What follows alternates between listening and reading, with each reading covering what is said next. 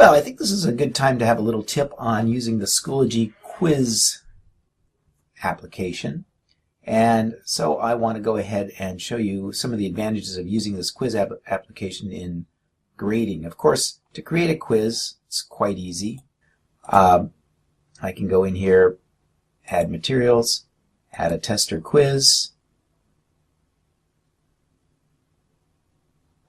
give it a name,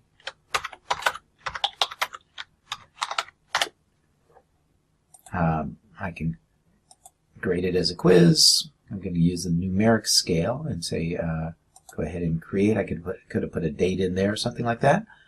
Now I can add questions here, and one of the great things about this is I can add questions from question banks, and I'm going to go ahead and add individual questions from a question bank.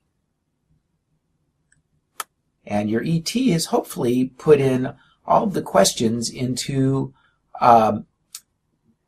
your school's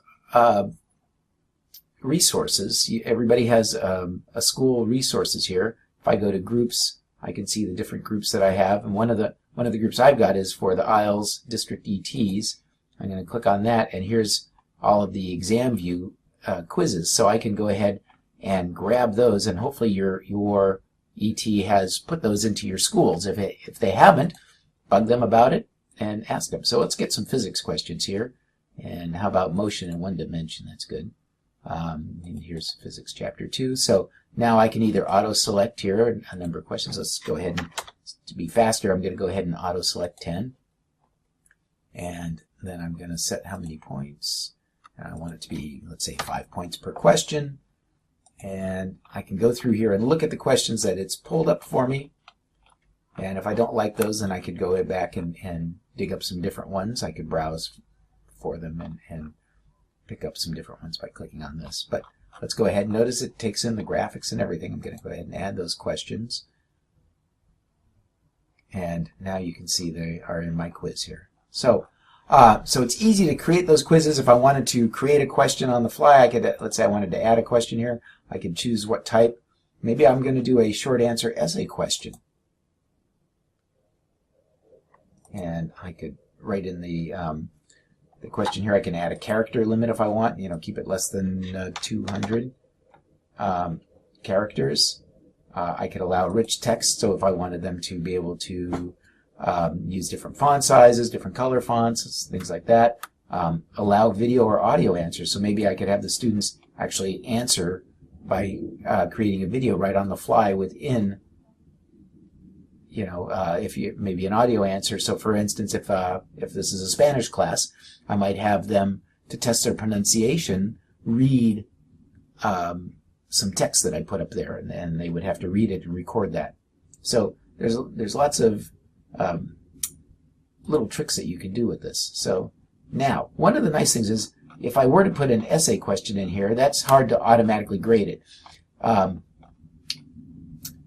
Multiple choice questions, not too hard. But if it's one that is a bit subjective, we want to be able to grade that. So, and you've got some great tools in here. Now, you all took a quiz, or some of you took a quiz here in the Gmail Part 2.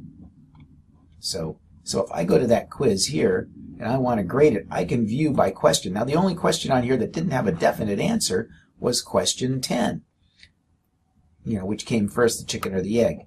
So if I can go ahead and view the responses here, and I can see each person who's already submitted what they've put in there, and I can grade those right there. So let's say for Stephanie, she hasn't done that, and I'm going to read her answer, and so that's pretty good. So I'm going to go ahead and add 10 points to there. So there you can see it's very easy to put in some subjective questions as well as objective. The objectives, of course, get graded for you automatically. Subjective require a little bit more work, but it's easy then to view all those answers very quickly, and you don't have to go through the whole test. You can just grade that question for every student who submitted it. So when I get to the bottom, save changes, and 29 students have not submitted a response yet. So if you haven't done this one, please get cracking on it.